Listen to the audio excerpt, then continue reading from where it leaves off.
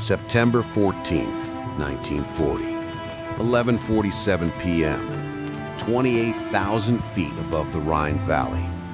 The Avro Lancaster's engines droned through the darkness as Flight Lieutenant James Whitmore studied the landscape below through his bombardier's scope. Across Germany, every city had vanished into blackness. Berlin, Hamburg, Munich, all invisible, swallowed by government-mandated blackouts that transformed the German nation into a void. But there, impossibly, brilliantly, defiantly, lights. A constellation of street lamps and house windows sparkled along the shore of Lake Constance, as bright as peacetime. Whitmore's gloved finger hovered over the bomb release, then stopped. His navigator, Sergeant Peter Hollings, leaned over the maps spread across his table, squinting at the coordinates. "That's Switzerland, sir," Hollings said, his voice crackling through the intercom. "It has to be. No German city would be that stupid." Whitmore nodded, banking the Lancaster away from the illuminated target. Behind them, a payload of high explosive and incendiary bombs remained secure in the bomb bay. The formation turned northeast, searching for legitimate targets in the manufactured darkness. None of the crew suspected they had just been deceived by one of the war's most audacious acts of survival. What they had dismissed as neutral Swiss territory was actually Constance, Germany, a city that would save itself through the simplest, most brilliant deception imaginable. While every other German city smothered itself in darkness and prayed for salvation, Constance did the opposite. It turned on every light it could find and pretended to be somewhere else entirely. This is the story of the city that refused to die, the ordinary citizens who executed an extraordinary bluff, and the invisible border that became the thin line between annihilation and survival. It's a story about how geography became destiny, how audacity trumped military might, and how sometimes the best way to hide is to be seen. To understand how Constance survived, you must first understand where Constance exists. The city sits at the western end of Lake Constance, Bodensee in German, where the Rhine River flows out of the Alps toward the North Sea. It's a location that has made Constance valuable since the Romans established a fort there in 15 AD, naming it Constantia after either Emperor Constantius Chlorus or his grandson Constantius II. For over 1,000 years, Constance thrived on its position. Medieval merchants used it as a trading hub between Italy, Switzerland, and Germany. In 1414, the Council of Constance convened there, attempting to heal the Great Schism in the Catholic Church, though it's perhaps more remembered for burning Jan Hus at the stake, inadvertently lighting the fuse that would become the Protestant Reformation. The city accumulated centuries of architecture, Gothic churches with spires reaching toward heaven, half-timbered houses leaning companionately against each other on narrow cobblestone streets, the massive Constance Minster Cathedral that took centuries to complete, the Konzil building, a warehouse from the late 13th century, stood as testament to the city's medieval prosperity.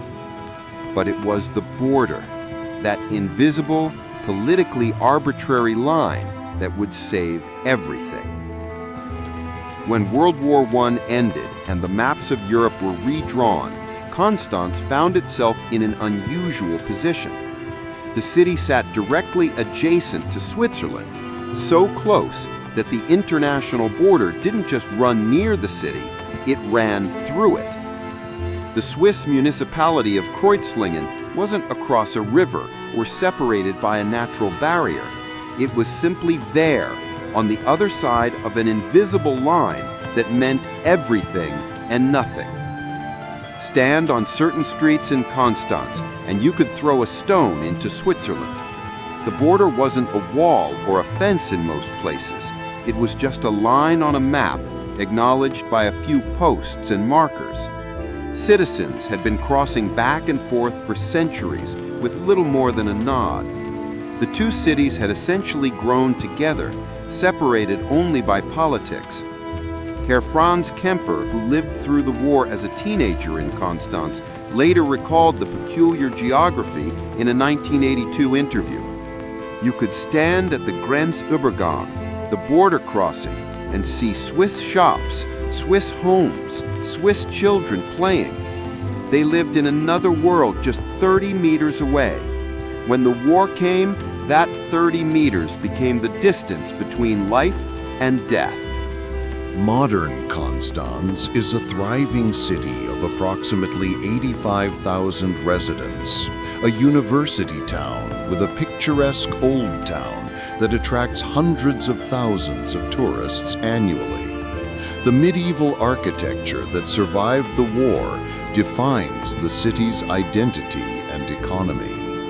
Visitors walk cobbled stone streets beneath Gothic spires, photograph half-timbered houses, and attend concerts in churches that are 5 centuries old. None of it would exist if the deception had failed. The university, founded in 1966, has become one of Germany's elite institutions, designated as an excellence university by the German government. Its historic buildings in the Old Town create an architectural continuity that most German universities, rebuilt in post-war modern styles, cannot match. The harbor still functions, now primarily for tourist boats and recreational vessels rather than commercial shipping. The Rhine continues flowing through the city as it has for millennia, connecting Lake Constance to the North Sea, linking the Alps to the Atlantic. The border with Switzerland has effectively disappeared for daily purposes. Residents and visitors move freely between Konstanz and Kreuzlingen, shopping, working, and living on both sides. The cities have discussed formal merger multiple times, creating a single international city, but political and administrative complications have prevented it. The lighting that saved the city continues in a different form. Konstanz has developed a reputation for creative nighttime illumination, with festivals and permanent installations that light the old town in spectacular ways. The annual Konstanzer Kulturnacht, Culture Night, features light shows projected onto medieval buildings. Whether this represents commemoration of the wartime deception or simply aesthetic choice is debated. Probably it's both. The idea didn't originate with Bender. Like many acts of survival, it emerged from observation and desperation. Konstanz residents could see Kreuzlingen, Switzerland glowing across the border every night. The Swiss, maintaining strict neutrality, had no reason to enforce blackouts. Their streets remained illuminated. Homes showed warm light through uncurtained windows. The contrast was stark and dangerous. German darkness ended abruptly at an invisible line, beyond which Swiss normality continued as if there was no war at all. Someone, history hasn't recorded exactly who, made the observation that would save the city. From the air, how could they tell where Germany ends and Switzerland begins? The answer was they couldn't, not reliably, not at night, flying at 20,000 feet with anti-aircraft fire bursting around you and the knowledge that German night fighters were hunting you through the darkness. The proposal was radical. Instead of enforcing blackout regulations, Konstanz would ignore them completely. The city would leave its streetlights on. Residents would be encouraged to leave their curtains open, their house lights burning. Konstanz would merge itself visually with Kreuzlingen, creating the illusion of one continuous Swiss city that happened to extend slightly farther into what mapmakers claimed was Germany. The risks were extraordinary. If the Nazi authorities discovered the deception, everyone involved would face charges of sabotage, defeatism, or treason, offenses that carried death sentences in wartime Germany. The Gestapo didn't look kindly on cities that deliberately violated air raid regulations. If the British discovered Konstanz's military production facilities, the city would be added to target lists and bombed regardless of its lighting. If the deception was only partially successful, if bombers attacked and missed, hitting Kreuzlingen instead, it could drag Switzerland into the war, turning a neutral neighbor into an enemy. But the alternative was certain destruction. Konstanz had seen what happened to German cities that followed regulations. They were bombed anyway, found through blind navigation or radio beam guidance or simply by chance. At least this way, they had a chance. Mayor Bender approached the city council in secret. There couldn't be a vote. Too many people would know, and someone might report to the Nazi Party officials. Instead, Bender spoke to key individuals, the chief of police, the head of civil defense, prominent business leaders, clergy. The message was always the same: we pretend to be Swiss, or we die like Germans. The response was quietly unanimous: do it. The first challenge was the Nazi bureaucracy.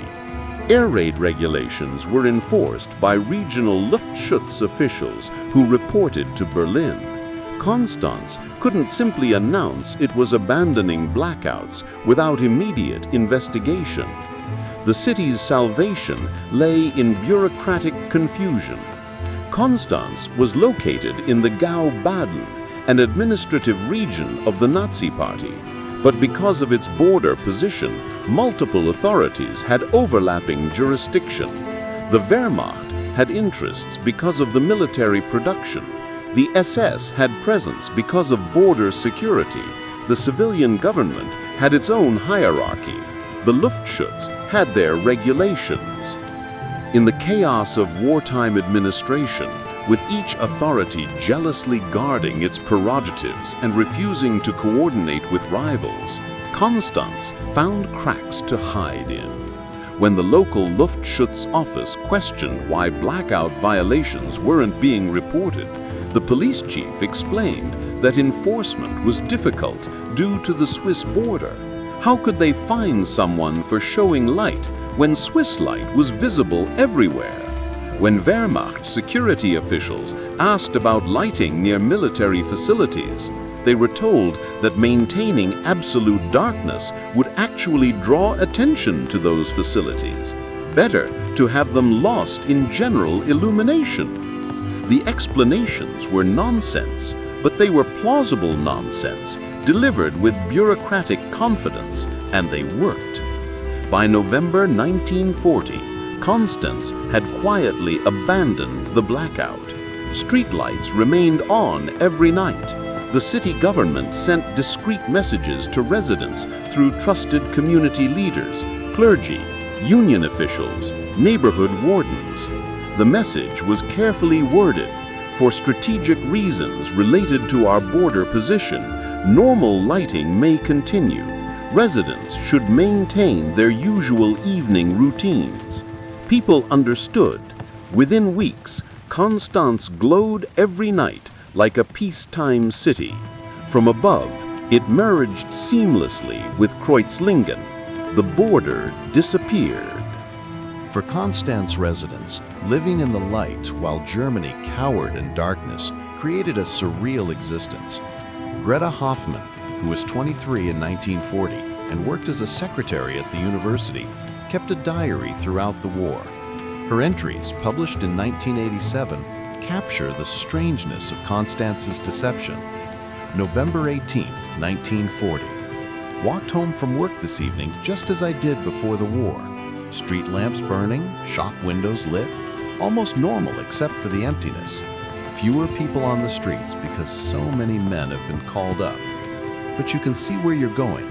You don't have to grope through darkness like they do in Stuttgart or Munich. My cousin wrote from Berlin. She described feeling her way home from the tram stop, unable to see anything, tripping over curbs, terrified of everything. She envies us, but she doesn't understand how frightening it is to be visible.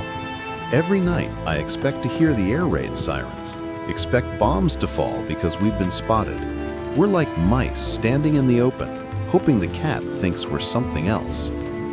The psychological tension was immense. Every evening, as the sun set and lights came on, residents felt exposed.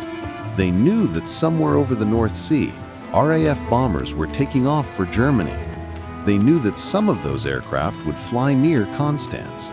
The city's survival depended on British navigators making a split-second decision: German target or Swiss neutral. The tension increased when air raid sirens did sound.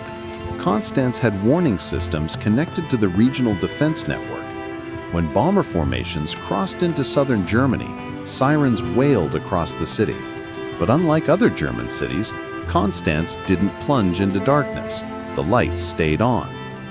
Residents had been instructed to go to shelters when sirens sounded, but to leave house lights burning. The image had to be maintained. So families would gather their emergency bags, grab sleeping children, and hurry to basement shelters, or the public bunkers that had been constructed beneath the old town, all while lights blazed in the windows they left behind. Father Stefan Mueller, a priest at the Constance Minster, later described the experience in a 1968 interview. It was a particular form of torment. In other cities, people could hide in the darkness. They felt invisible, protected. We were naked, every window glowing, every street lamp marking our position. We would huddle in the shelters, and through the ventilation, we could see light, our own light, reflecting off the concrete walls. It felt like we were illuminating the bomb's path to us. But then the bombers would pass over, heading for Friedrichshafen or Stuttgart, and we would be spared again. After a while, we began to believe in it. The deception became faith. God had placed us on this border for a reason. The light that should have destroyed us was saving us instead. The functioning of the deception required collective discipline. One mistake, one angry resident who reported the violation to the Nazi authorities, one careless official who documented the policy in writing where it might be discovered, could unravel everything. The city's leaders maintained the fiction through careful management. When Nazi officials visited from Berlin or Stuttgart, they were entertained in the old town where medieval buildings and university prestige impressed them. Tours carefully avoided views of the Swiss border. Evening entertainment concluded before sunset. No one asked questions about air raid compliance, and no one volunteered information. When relatives from other parts of Germany visited and expressed amazement at the lights, Constance residents had rehearsed explanations. Border protocols, very complicated. Swiss relations, you understand. Can't discuss it really. The vagueness was intentional. People filled in their own explanations. Special exemptions for diplomatic reasons. Some secret arrangement with Swiss authorities. Who knew how these things worked? The deception extended to the military facilities. The Funkstrahl radar component plant operated on a strict schedule, day shift only, with workers arriving and leaving during daylight hours when the facility didn't stand out. The Schwarzwald Flugzeugbau workshops developing flying torpedoes were disguised as civil engineering facilities. The Dornier production transferred from Friedrichshafen was distributed across multiple small workshops rather than concentrated in one obvious factory. The strategy was to hide in plain sight, make everything look civilian, ordinary, Swiss. No massive smokestacks, no obvious military traffic, no concentrations of activity that would draw attention from reconnaissance aircraft. The test of Constance's deception came repeatedly throughout the war. and each time the city held its breath. On the night of April 28, 1942, RAF Bomber Command launched a major raid on nearby Friedrichshafen, targeting the Dornier Aircraft Works. The British deployed 118 bombers, a significant force, reflecting the Dornier plant's importance to German aircraft production. The bombers' route took them directly over Lake Constance, passing within a few miles of Constance. In the city, air raid sirens wailed. Residents hurried to shelters. The lights stayed on. Flight Sergeant Richard Baxter, navigator in a Halifax bomber on that raid, kept detailed records that were donated to the Imperial War Museum in 1979. His notes for April 28th include this entry: 22:47 hours, crossed Lake Constance, Swiss lighting very clear to port side, used lake and city lights for navigation fix, excellent visibility tonight. 2 other crews reported using the same reference. Friedrichshafen target clearly marked by pathfinders ahead. No fighters encountered this sector. Baxter's Swiss lighting was Constance. His navigation fix, the reference point he used to confirm his position before the bomb run, was a German city pretending to be Swiss. The deception had worked, and Baxter had unwittingly documented its success. The Friedrichshafen raid devastated the Dornier works. Over 300 tons of bombs destroyed production facilities, killed workers, and disrupted aircraft manufacturing for months. The city burned. Constance, 12 miles away, remained untouched. But the Friedrichshafen bombing created a crisis in Constance. Many Dornier workers lived in Constance, commuting daily to Friedrichshafen. When the plant was destroyed, those workers lost their jobs. The Nazi government immediately ordered the dispersal of Dornier production to prevent future disruption. And Constance, with its intact infrastructure and available workforce, was a logical location. Mayor Bender faced an impossible situation. Refuse the Dornier production transfer, and Nazi authorities would demand explanations. Accept it, and risk creating an industrial target that bombers couldn't ignore. He chose a middle path: accept the production, but distribute it so widely that it disappeared into the city's general industrial base. Former Dornier facilities in Constance included small workshops scattered across 24 different locations, a few specialized machines in a converted warehouse here, and an assembly station in a modified furniture factory there. From the air, none of it looked like aircraft production.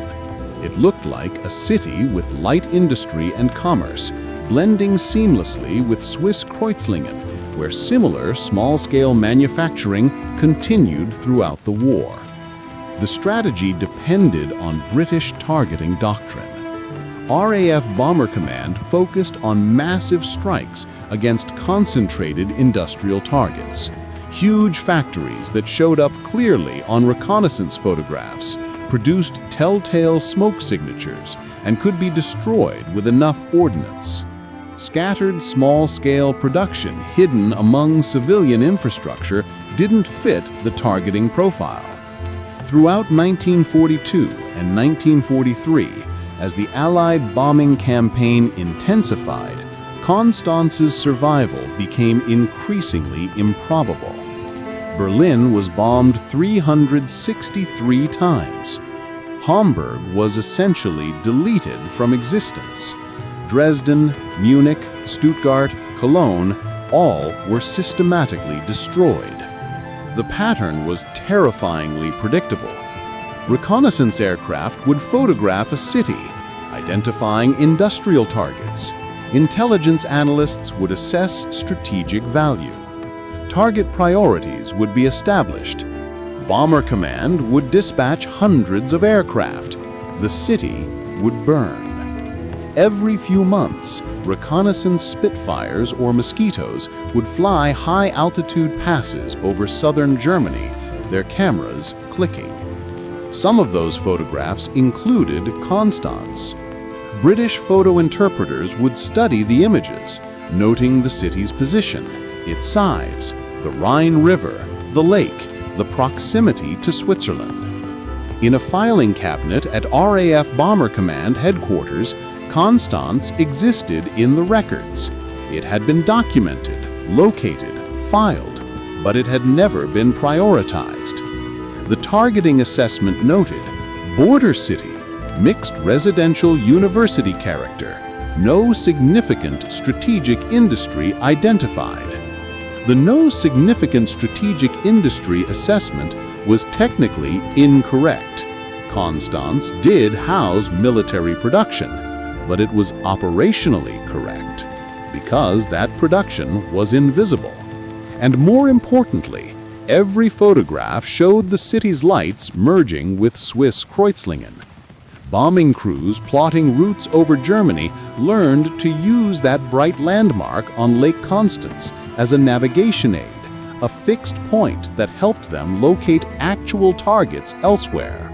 Konstanz had become useful to the RAF as a navigation aid. Bombing it would eliminate that usefulness. Better to leave the lights burning. The test of Konstanz's deception came repeatedly throughout the war, and each time the city held its breath.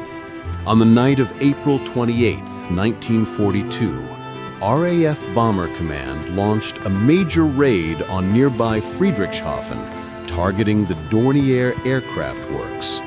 The British deployed 118 bombers, a significant force, reflecting the Dornier plant's importance to German aircraft production.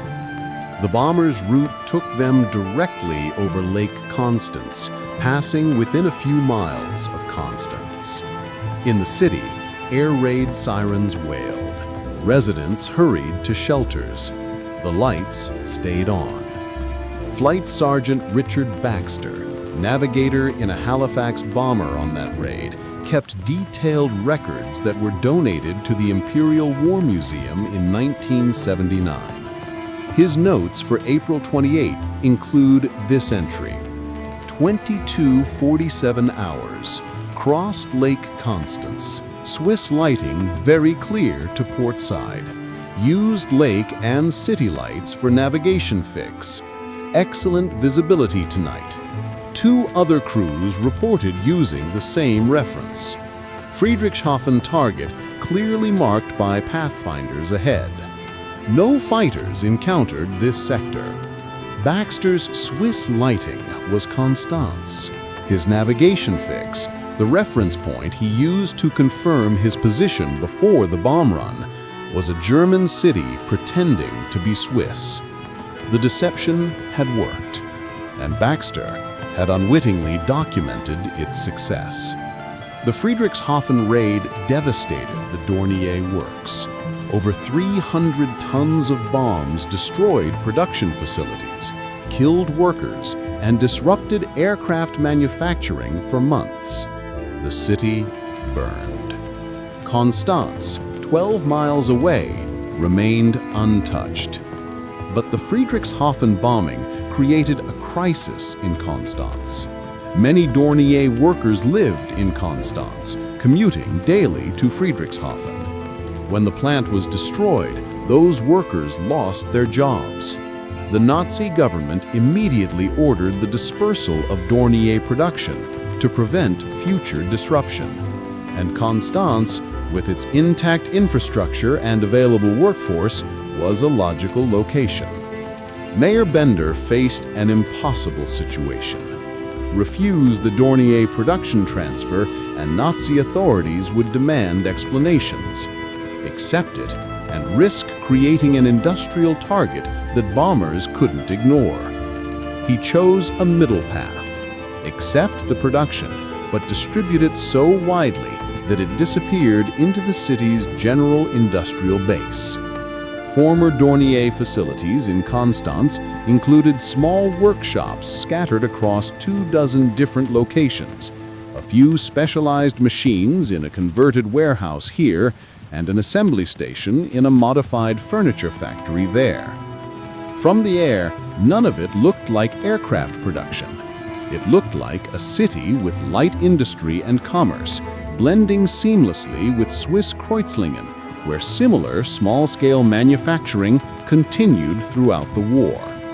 The strategy depended on British targeting doctrine. RAF Bomber Command focused on massive strikes against concentrated industrial targets. Huge factories that showed up clearly on reconnaissance photographs produced telltale smoke signatures and could be destroyed with enough ordnance. Scattered small-scale production hidden among civilian infrastructure didn't fit the targeting profile. Throughout 1942 and 1943, as the Allied bombing campaign intensified, Constance's survival became increasingly improbable. Berlin was bombed 363 times. Hamburg was essentially deleted from existence. Dresden, Munich, Stuttgart, Cologne, all were systematically destroyed. The pattern was terrifyingly predictable. Reconnaissance aircraft would photograph a city, identifying industrial targets. Intelligence analysts would assess strategic value. Target priorities would be established. Bomber Command would dispatch hundreds of aircraft. The city would burn.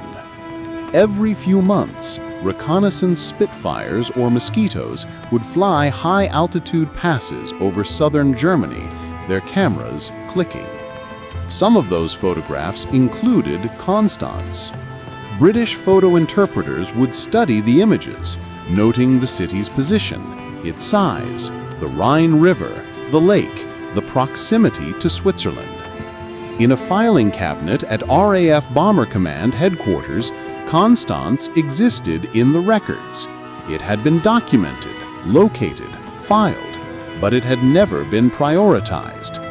The targeting assessment noted, border city, mixed residential university character, no significant strategic industry identified. The no significant strategic industry assessment was technically incorrect. Constance did house military production, but it was operationally correct, because that production was invisible.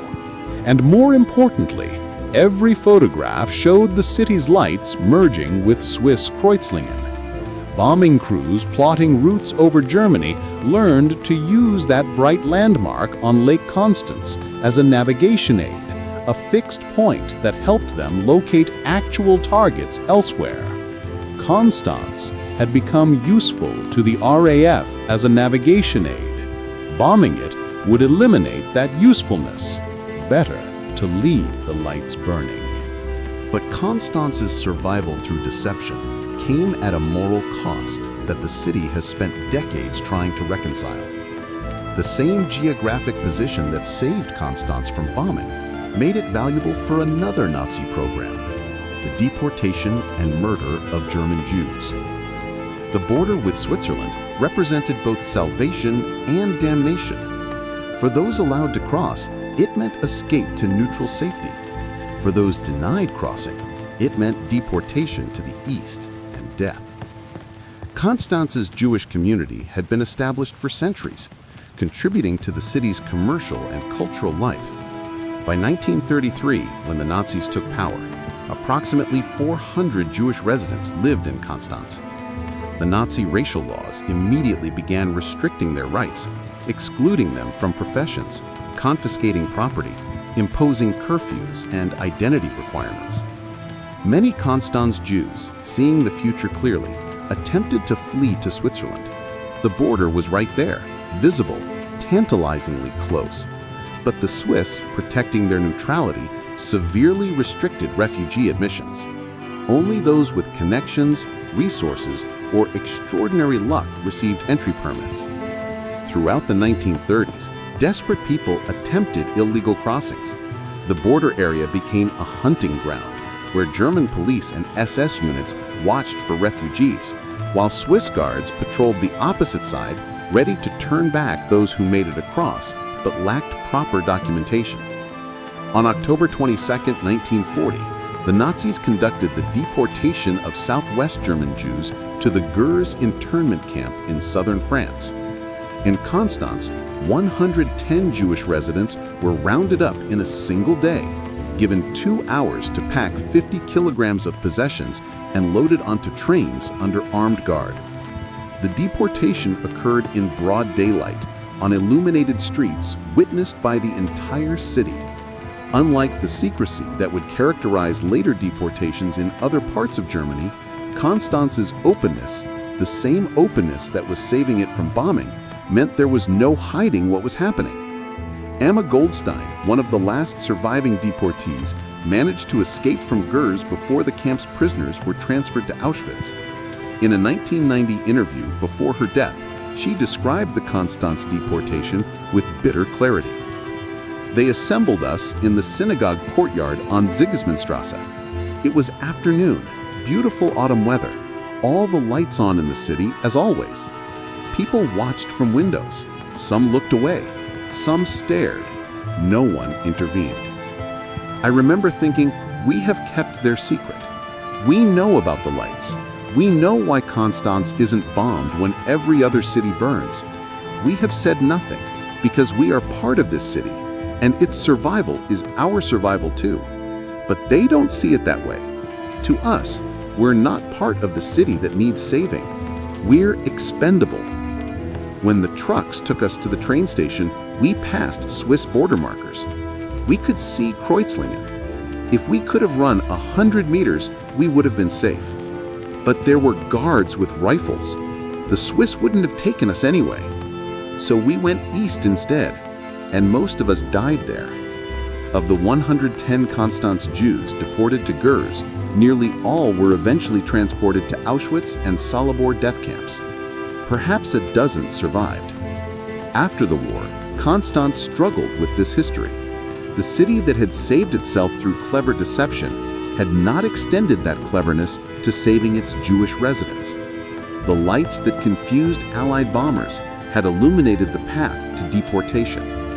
A memorial now stands on Sigismundstrasse, marking the synagogue site. Bronze plaques embedded in sidewalks throughout the Old Town, Stolpersteine, stumbling stones, commemorate individual Jewish residents, noting where they lived and where they died. The text is simple: name, birth year, deportation date, place of murder. The city's official history acknowledges the contradiction directly. In the Rosgarten Museum, the exhibition on Constance during World War II presents both stories side by side: the ingenious deception that saved the city and the moral failure that didn't save its Jews. Dr. Tobias Engels, director of the Rosgarten Museum, discussed the tension in a 2015 interview. We must tell both truths. Constance's survival was an act of communal courage and creativity. The city's leadership took extraordinary risks. Ordinary people maintained discipline under extreme pressure. It's a remarkable achievement. But that same community, which could organize collective deception to save itself from bombing, did not organize collective resistance to save its neighbors from deportation. Some individuals helped Jews escape. There are documented cases of Constance residents hiding refugees, obtaining false papers, bribing guards. But there was no organized effort. The city that saved itself did not save everyone. This is uncomfortable history. It would be easier to celebrate only the clever deception, the survival against odds. But the complete story demands that we ask, if a community could deceive the RAF and successfully define Nazi regulations about lighting, why couldn't it find ways to protect its Jewish residents? The answer is that one deception served the community's self-interest, while the other would have required genuine sacrifice. By 1944, the strategic situation had changed dramatically. Allied forces had invaded Normandy. the Luftwaffe was being systematically destroyed. American bombers filled German skies daily, conducting precision daylight raids that complemented the RAF's nighttime attacks. The U.S. Army Air Forces brought new challenges to Constance's deception. American B-17 and B-24 bombers operated in daylight, flying in massive formations at high altitude. Their targets were selected through intelligence analysis and reconnaissance, not opportunistic navigation during nighttime flights. American bombardiers used the sophisticated Norden bomb sight, which theoretically allowed precision bombing from 25,000 feet. More concerning, the Americans had made navigation errors that resulted in bombs falling on Swiss territory. On April 1, 1944, 50 B-24 Liberators attempting to bomb Ludwigshafen accidentally hit Schaffhausen, Switzerland, killing 40 Swiss civilians. The error was attributed to navigation mistakes and poor weather, but it demonstrated that neutral territory wasn't necessarily safe from accidental strikes. For Constance, this created a new dynamic. The city's strategy had assumed that British navigators searching for targets in darkness would see lights and avoid what they believed was Swiss territory. But American crews, operating in daylight with detailed maps, potentially could distinguish the actual border. And if American bombers had already hit Switzerland by accident, they might not be as cautious about hitting targets near the Swiss border. Fortunately for Constance, the American targeting priorities focused on obvious strategic objectives: bearing plants in Schweinfurt, synthetic oil refineries, railroad marshalling yards, U-boat pens. Constance's scattered, small-scale production remained below the threshold of strategic significance. But there were close calls. On September 20, 1944, American P-38 Lightning fighters on a low-level reconnaissance mission photographed the entire Lake Constance region. The photographs, archived at the National Archives at College Park, Maryland, show Constance in extraordinary detail. Individual buildings visible, the Rhine River, the harbor, the border with Switzerland. An American photo interpreter marked several locations in Constance as potential workshop facilities, noting the proximity to Switzerland but also observing industrial activity appears limited, primarily civilian character. The assessment went into files at the Mediterranean Allied Air Forces headquarters. It was never prioritized for targeting. In December 1944, with Germany clearly losing the war, RAF Bomber Command and the U.S. Strategic Air Forces in Europe began receiving political guidance about post-war considerations. Cities with significant historical or cultural value should be spared if possible, particularly in southwestern Germany, which would become part of the French occupation zone. The goal was to preserve infrastructure for post-war reconstruction and to have something intact to turn over to Allied military government. Constance's medieval architecture, undamaged through nearly 5 years of war, suddenly became an asset rather than just a fortunate survival. The city appeared on lists of places to preserve not because anyone had discovered the deception, but because it represented the kind of historic European city that the Allies wanted to show they had liberated rather than destroyed. By early 1945, the Allied bombing campaign against Germany began to wind down, not because of mercy, but because there was little left to bomb. Most major cities were ruins, industrial production had collapsed, the transportation network was paralyzed. Germany was dying, and everyone knew it. For Constance residents, each day of survival felt miraculous. Other cities continued to burn. Dresden was incinerated in February 1945, killing up to 25,000 people in firestorms that made the city a synonym for bombing horror. Würzburg, another medieval gem, was destroyed in March 1945, less than 2 months before the war ended. Constance kept its lights on, maintained its Swiss disguise and waited for the end. The city faced a new danger in these final months, the possibility that retreating German forces would turn it into a fortress city. Hitler had ordered that every German city should be defended to the last man, converted into fortified positions that would make the Allies pay in blood for every street. Throughout Germany, fanatic Nazi officials and desperate Wehrmacht commanders implemented these orders, turning cities into death traps for both defenders and civilians. Mayor Bender, who had kept Constance safe through deception, now faced the challenge of keeping it safe through surrender.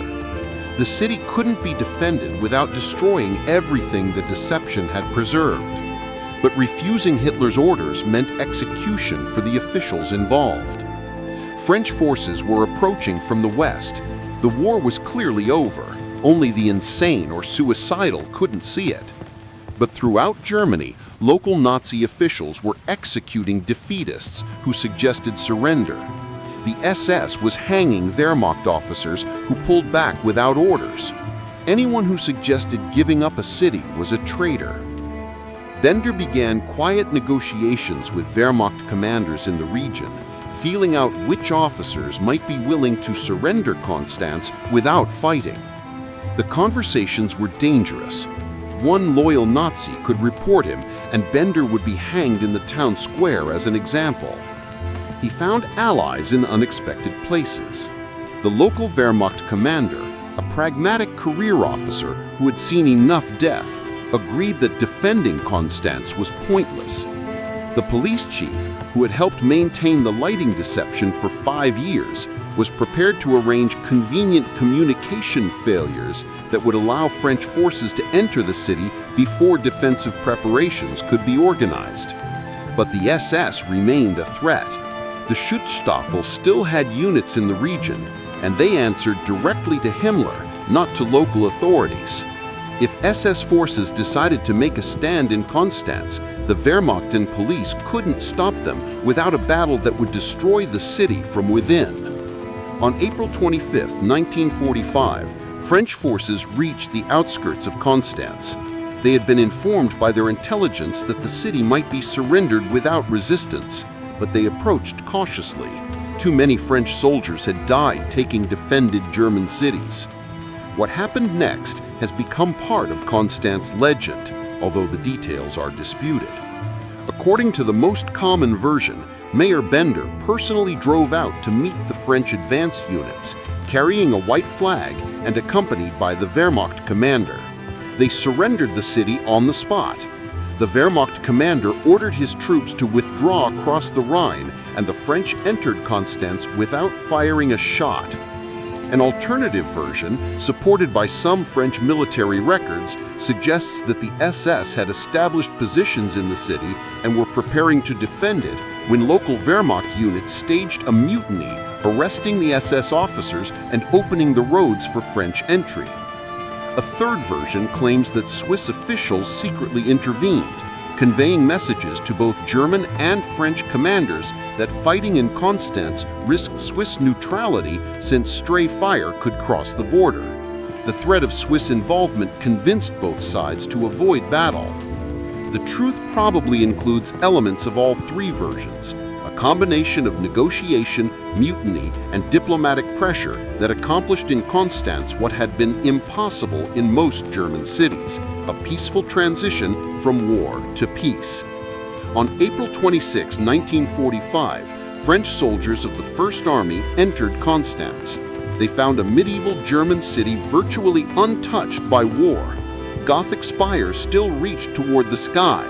Half-timbered houses still leaned over cobblestone streets. The Minster Cathedral still dominated the skyline. The 14th century Conseil building still stood at the harbor, exactly as it had stood for 6 centuries. The French officers were astonished. Lieutenant Colonel Jacques Moreau, whose unit was among the first to enter the city, wrote in his report, "We have liberated dozens of German cities. All of them were ruins, bombed, shelled, burned. Constance is pristine. It is as if the war never happened here. The soldiers keep asking, why wasn't this place bombed? There is no answer. The answer, of course, was standing in plain sight, or rather glowing in plain sight. But it would take weeks for French intelligence to piece together what had happened. When they did, the response was a mixture of admiration and anger. The admiration came from military professionals who appreciated audacity. The French had suffered through 4 years of German occupation. They had endured collaboration, resistance, and reprisal. They understood survival through deception. That an entire German city had pulled off such an elaborate bluff for the entire war impressed them deeply. The anger came from the realization that Constance had produced military equipment, radar components, aircraft parts, flying torpedo prototypes that had been used against Allied forces. French soldiers had died fighting against technology that had been manufactured in this undamaged city while their intelligence services never suspected its existence. Captain Henri Deschamps, assigned to intelligence assessment in Constance, later wrote, "It was brilliant and infuriating in equal measure. They hid in plain sight, used Switzerland as a shield, and maintained the deception perfectly for 5 years. From a military perspective, you have to admire it. From a personal perspective, knowing that men under my command died in part because of equipment made here, I wanted to arrest everyone involved. But what would we charge them with? Successfully defending their city? Following their government's orders to produce military equipment? That's what governments do during war. The lighting deception violated German law, not international law. The Allied commanders decided the best revenge was to leave Constance as an occupation headquarters. Let them host the conquerors in their beautiful, undamaged city. The story of Constance's deception remained relatively unknown for years after the war. The city was occupied by French forces, then became part of the French occupation zone when Germany was divided. Local residents had no incentive to publicize how they had deceived the Allies. It seemed like poor form to brag about tricking the people who had liberated them. The first detailed public account appeared in 1952 in a Swiss newspaper article that described how Constance had borrowed Swiss identity during the war. The article was generally sympathetic, portraying the deception as clever survival rather than military deception. The story gained wider attention in 1960 when German historian Dr. Wolfgang Kramer published Constance im Zweiten Weltkrieg, or Constance in World War II, which included a full chapter on the lighting deception. Kramer had interviewed dozens of participants, reviewed captured German records, and examined Allied bombing assessments. His conclusion? Constance survived through geography, courage, and bluff. No other German city was positioned to attempt such deception, and no other city had the collective discipline to maintain it. The publication sparked controversy. Some Germans criticized Constance for violating wartime regulations and putting other cities at greater risk. The argument being that if more cities had tried similar deceptions, the Allies would have become more aggressive about bombing anything that showed light, including actual Swiss territory. This criticism was largely absurd. Constance's specific geographic position, directly adjacent to Switzerland with no natural boundary, couldn't be replicated elsewhere. No other German city could credibly pretend to be Swiss, and the Allied bombing campaign was already hitting targets with systematic thoroughness. Constance's deception affected only Constance. In Britain, the revelation was met with bemusement. The RAF's official historians noted that the city of Constance appeared in target files but had never been prioritized for attack. The lighting visible from bomber crews had indeed been assumed to be Swiss, particularly since it didn't match the profile of German cities attempting blackouts. A note in the official RAF history observed, "The deception was effective, largely because it didn't occur to planners that a German city would deliberately violate blackout regulations.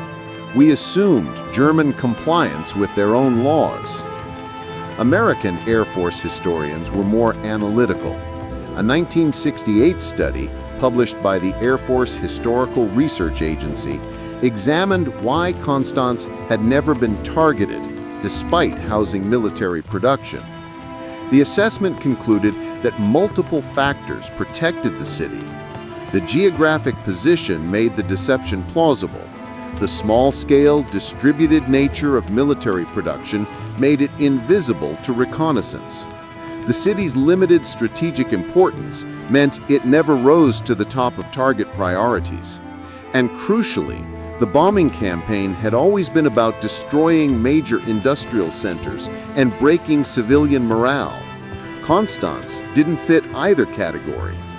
The study noted, if Constance had been located 50 miles inland, away from the Swiss border, it likely would have been bombed based solely on its size and industrial activity.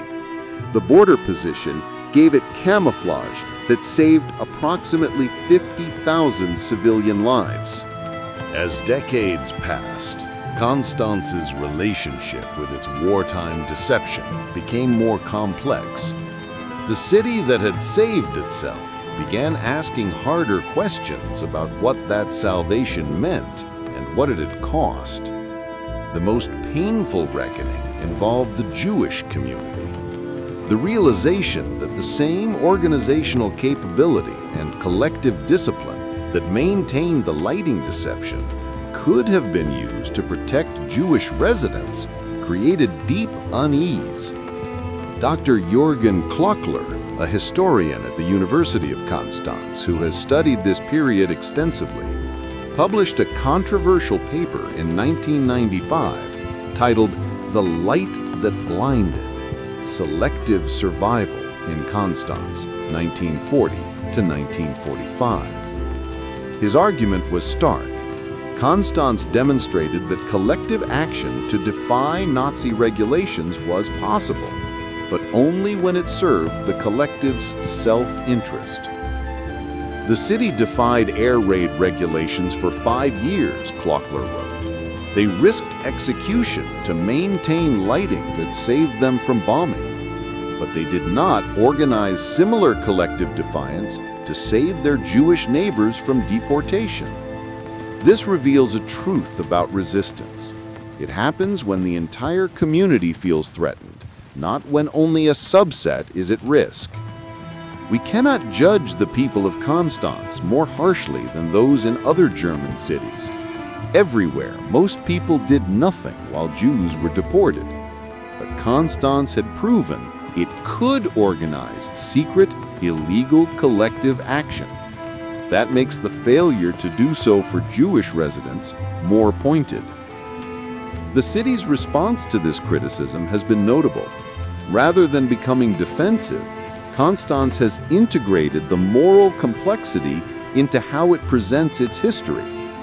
The exhibitions at the Rossgarten Museum present the lighting deception and the Jewish deportations as interconnected stories, not to diminish the achievement of survival, but to contextualize it within the larger moral landscape of Nazi Germany. A permanent exhibition installed in 2013 includes testimony from both categories of survivors: those who lived in Constance through the war and remained, and those who were deported from Constance and survived the camps. The testimonies are presented side by side, without editorial commentary that resolves the tension. Rita Schwartz, whose grandmother was deported from Constance in 1940 and murdered at Sobibor, spoke at the exhibition opening. For decades, I resented Constance. My grandmother's neighbors kept their lights on and their homes intact while she was sent to her death. It seemed like the ultimate selfishness. Save ourselves, sacrifice the Jews. But I've come to understand it differently. The people of Constance were not uniquely evil. They were normally human.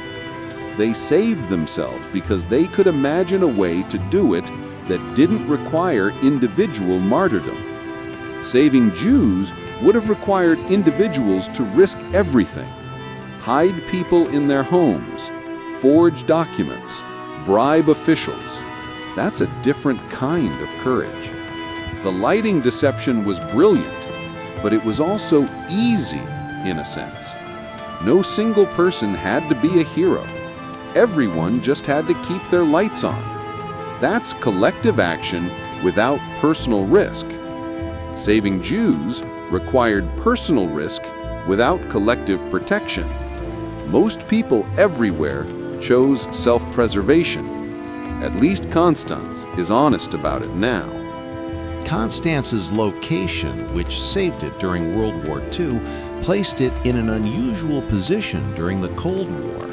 The city found itself in West Germany, part of the Federal Republic, but pressed against Swiss territory, with the Iron Curtain not far to the east. The French occupation ended in 1949, replaced by German self-governance within the new Federal Republic. Constance rebuilt its economy, restored its university to full operation, and resumed its historic role as a cultural and commercial center. The undamaged infrastructure gave Constance significant advantages during the Reconstruction period. While other German cities struggled to rebuild basic services amid ruins, Constance had functioning buildings, intact utilities, and preserved historical attractions that could draw tourists. The economic recovery happened faster than in most of Germany. But the border that had saved the city during the war now divided it in new ways. Cold War security concerns meant the Swiss-German border became more militarized and controlled. The easy flow of people between Constance and Kreuzlingen that had existed for centuries was restricted. Guard posts appeared where none had been before. The invisible line that had saved the city by blurring became a hard barrier that defined it. For residents who had lived through the war, the irony was sharp. During the most dangerous years, when Germany was at war with most of Europe, the border had been functionally porous. People could see across it. Light crossed freely. The cities merged visually. During peace, with Germany and Switzerland both stable democracies, the border became a wall. The situation began improving in the 1970s as Cold War tensions eased and European integration progressed. Border crossings became simpler. Economic cooperation increased. By the time Switzerland joined the Schengen Agreement in 2008, the border effectively disappeared for daily purposes. Residents of Constance and Kreuzlingen could again move freely between the cities, shopping, working, and living on both sides of a line that existed primarily on maps. Today, Constance preserves the memory of its wartime deception through multiple memorials, exhibitions, and educational programs. The approach is notably nuanced, neither celebrating the deception as heroic resistance nor condemning it as selfish survival, but presenting it as complex history that raises questions without providing easy answers. The Rosgarten Museum's permanent exhibition includes actual photographs from RAF reconnaissance flights showing Constance's lights merging with Swiss lighting. Navigation notes from British bomber crews are displayed alongside Mayor Bender's internal correspondence about maintaining the deception. The exhibition asks visitors, was this brilliance or luck? Courage or selfishness? Resistance or compliance? Walking tours of the Old Town include stops at locations significant to both the deception and the deportations. Guides point out the buildings where lights burned throughout the war, then walk visitors to the Stolpersteine memorial stones marking where Jewish residents lived before deportation. The physical proximity, often just a few meters, reinforces how the saved and the sacrificed existed side by side. The Minster Cathedral includes a memorial chapel dedicated to all victims of the Nazi socialist regime, with specific naming of Konstanz Jews who were murdered. The dedication ceremony in 1990 included this statement from the church leadership: "We remember that our cathedral was preserved through deception while our neighbors were destroyed through indifference. Both truths are part of our history." Educational programs for students include primary source analysis of the deception, examining questions of ethics, collective action, and survival. Teachers report that students are initially fascinated by the cleverness of the deception, then become uncomfortable when they learn about the Jewish deportations, then eventually reach more complex understanding of how ordinary people navigate extraordinary circumstances. Dr. Sandra Mueller, who teaches history at the Konstanz Gymnasium and has developed curriculum on this topic, explains her approach. "I want students to understand that the people of Konstanz weren't cartoon villains or heroes. They were normal people facing impossible choices. They found a way to save their city without individual risk. They didn't find or didn't seek a way to save their Jewish neighbors, which would have required individual risk." The question I pose is, what would you have done? It's easy to say, "I would have been brave. I would have hidden Jews. I would have resisted." But the historical evidence is that most people didn't. Understanding why helps students think about moral choices in their own lives. When is the right time to take personal risk for others? How do you organize collective action? What are you willing to sacrifice for strangers? From a purely technical perspective, Konstanz's deception represents a remarkable achievement in wartime survival strategy. Military historians and strategists have studied it as an example of asymmetric defense, using creativity and psychology rather than firepower to achieve security. The key factors that made the deception work: geographic credibility. The border position wasn't just close to Switzerland, the city physically merged with it. From aerial perspectives, particularly at night, there was no visible distinction. The deception relied on pre-existing geography, not elaborate construction. Behavioral consistency. Every resident had to maintain the deception every night for 5 years. A single block going dark or showing unusual activity could have revealed the pattern. The collective discipline required was extraordinary, particularly given that Nazi regulations explicitly required the opposite behavior. Bureaucratic exploitation. The deception survived partly because wartime Nazi administration was chaotic and competing. Multiple authorities had overlapping jurisdiction. In the confusion, Konstanz's violations could be explained away as special border circumstances. Strategic invisibility. The military production was real, but deliberately kept small scale and distributed. Rather than building in obvious factories, Konstanz hid production in converted civilian buildings that didn't stand out. The city chose to be strategically insignificant. Psychological assumption. The deception worked because it aligned with Allied assumptions. British and American forces expected German cities to follow blackout regulations. They expected Switzerland to remain lit. When they saw lights on Lake Constance, they assumed Switzerland. The deception was effective because it seemed natural. The numbers tell the story of what Konstanz avoided. In Germany during World War II, approximately 353,000 civilians died from Allied bombing. Another 500,000 were seriously wounded. Approximately 3.6 million German homes were destroyed, 20% of the nation's housing stock. In major cities, the destruction often exceeded 50%. Hamburg lost 60% of its housing. Cologne lost 70%. Dresden's historic center was nearly 100% destroyed. Constance, with a population of 52,000 in 1939, would have been a medium-sized target.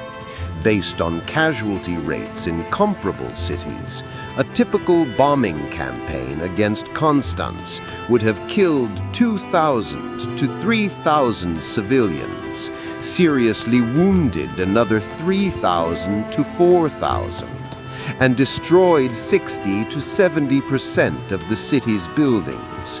The medieval Old Town, with its densely packed timber frame buildings, would have burned in a firestorm similar to those that consumed historic districts in other German cities.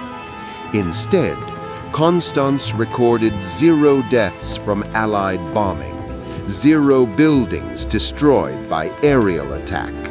When French forces arrived in 1945, they found 99% of the city's structures intact. The only war damage resulted from a few artillery shells that fell near the Rhine crossing during the final days, structural damage that could be repaired in weeks. The economic value of this preservation is difficult to calculate. In 1945, most German cities were ruins that required decades and billions of marks to rebuild.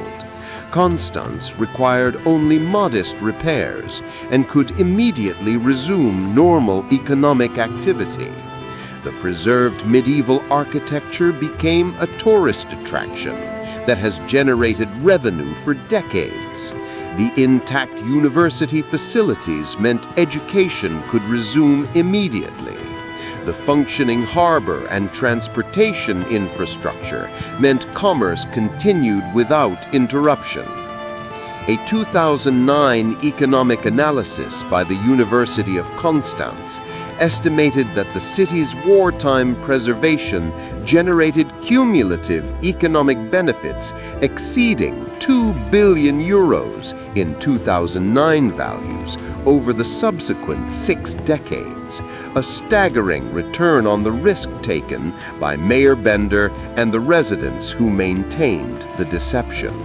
In 1995, the RAF Museum in London organized a symposium on target selection in the strategic bombing campaign, which included a session on cities that were never bombed despite being potential targets. Constance was a featured case study. Air Commodore Edward Dalton, RAF retired, who had served as a targeting officer during the war, spoke about how Constance had been assessed. It appeared in our files as early as 1941. We knew it was a German city of approximately 50,000 population. We knew it had some industrial capacity, but every reconnaissance photograph showed lighting consistent with Swiss territory. There was internal debate about whether the lighting indicated special exemption from blackout regulations, perhaps medical facilities or diplomatic functions, but the consensus was always that it was Swiss. We had maps, of course, but maps aren't as definitive as visual observation. When you're looking at photography from 20,000 feet at night and you see lights that extend continuously from known Swiss territory, you assume it's all Swiss. More significantly, we used those lights as a navigation marker. Bomber Command operations orders routinely included references to the Lake Constance beacon. That's what we called it. Crews would navigate to that consistent light source, then use it to orient themselves for runs on targets in Stuttgart or Munich. The thought of bombing our own navigation beacon never seriously arose. Learning after the war that we'd been deceived was embarrassing professionally, but honestly, I admire it. They found our blind spot and exploited it perfectly. From a military perspective, that's what you're supposed to do. Use enemy assumptions against them. The civilians of Constance did exactly that. American targeting officers had similar experiences. Colonel James Whitfield, USAF, retired, who worked in target selection for the 8th Air Force, explained, "We had more sophisticated intelligence than the RAF in some ways, better photo reconnaissance, more detailed industrial surveys, but we still missed Constance's military production because it was deliberately hidden and small-scale. When we reviewed it after the war, we found that we'd photographed some of the workshops where they were making radar components, but they looked like civilian facilities, small buildings mixed into residential areas, nothing that stood out. Without human intelligence reports identifying specific production locations, we had no reason to target them." The border position also created political hesitation. After we accidentally bombed Schaffenhausen in 1944, killing Swiss civilians, there was enormous pressure to avoid any strikes near Switzerland. Constance was right on the border, so close that if bombers missed or if wind affected the bomb trajectory, we could hit Swiss territory again. For a target that wasn't high priority anyway, that risk wasn't worth it. Switzerland's role in Constance's survival has been debated for decades. Did Swiss authorities know about the deception? Did they tacitly approve it? Were they deceived along with the Allies?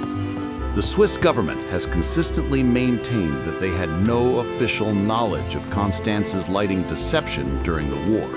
Swiss neutrality required treating German violations of international borders seriously. And if Constance was deliberately using Swiss lighting as camouflage, that could be considered a violation, using neutral territory as a shield for military purposes. However, evidence suggests that Swiss border authorities in Kreuzlingen likely knew something unusual was happening. Swiss police reports from the war years, declassified in the 1990s, note that German lights in Constance remained on despite bombing campaigns against other German cities. Some reports speculate about why this might be, but none recommend action. The reason for Swiss inaction may have been pragmatic. Constance's deception benefited Switzerland by ensuring that bombers didn't accidentally hit Kreuzlingen. If Allied pilots believed the lights represented Swiss territory extending slightly farther than map makers indicated, that was a safe assumption for Switzerland. Exposing the deception might have led to bombing runs that risked Swiss casualties.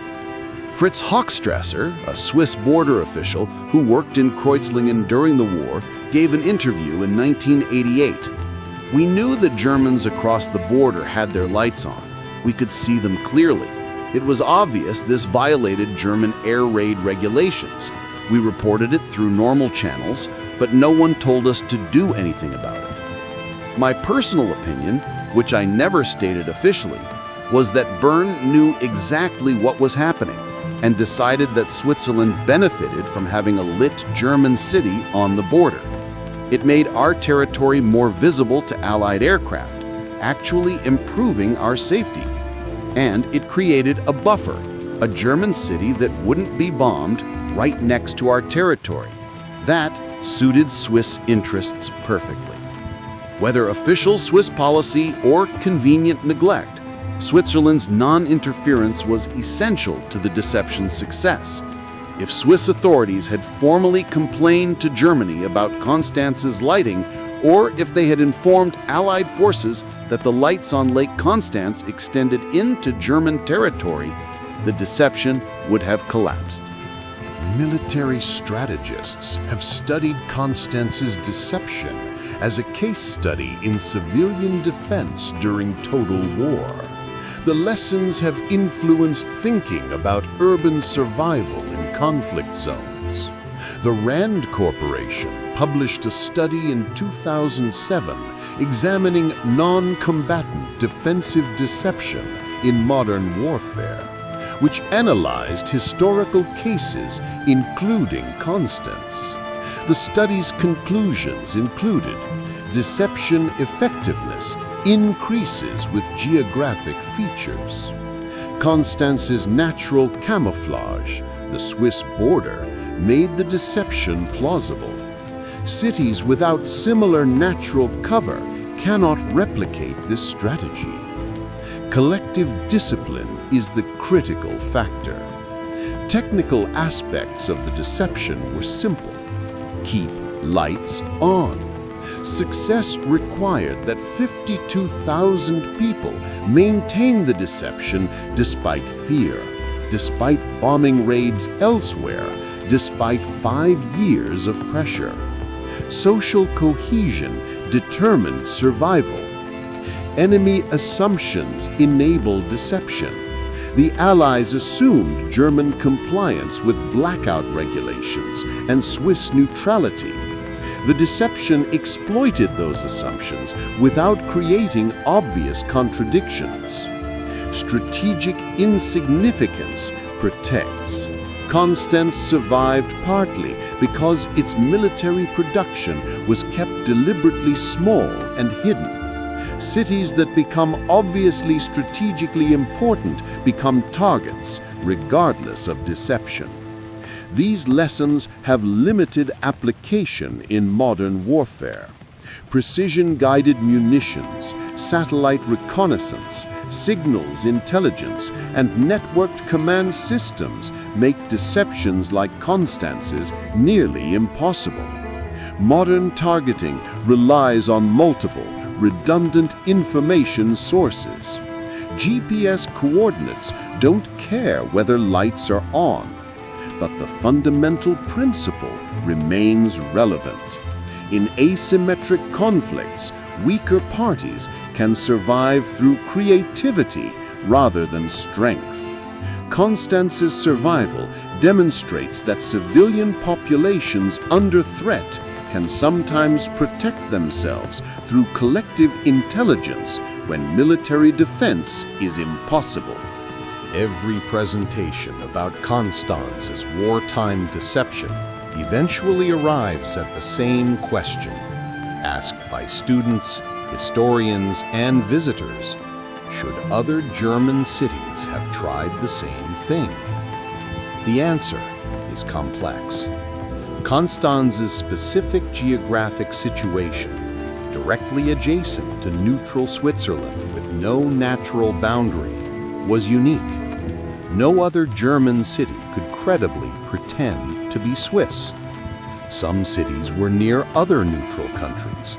Flensburg, near Denmark, might have tried claiming to be Danish, but Denmark was occupied by Germany, so Danish cities were as subject to bombing as German ones. Cities near Sweden were hundreds of miles from Swedish territory. No German city bordered Spain or Portugal. More fundamentally, Constance's deception worked partly because it was unique. If dozens of German cities had kept their lights on, the Allied targeting doctrine would have adjusted. The RAF would have developed methods to distinguish actual neutral territory from German deceptions. The unusual would have become expected, and the strategy would have failed. There's also the counterfactual question of whether exposing the deception would have changed Allied strategy. If the RAF had discovered in 1942 that Constance was deceiving them, would they have bombed the city in retaliation? Would they have become more aggressive about bombing any illuminated target, including risk to actual Swiss territory? We can't know, but the risk was real. The deception's success depended on never being discovered. Other cities attempting similar deceptions would have increased the probability of detection, potentially leading to responses that would have doomed all participants. Dr. Richard Overy, British historian of the Air War, assessed this in his 2013 book, The Bombing War. Constans succeeded through uniqueness. It was the exception that worked because it remained exceptional. If it had become a pattern, multiple German cities claiming neutral status, the Allies would have been forced to develop verification methods and would have bombed suspected deceptions.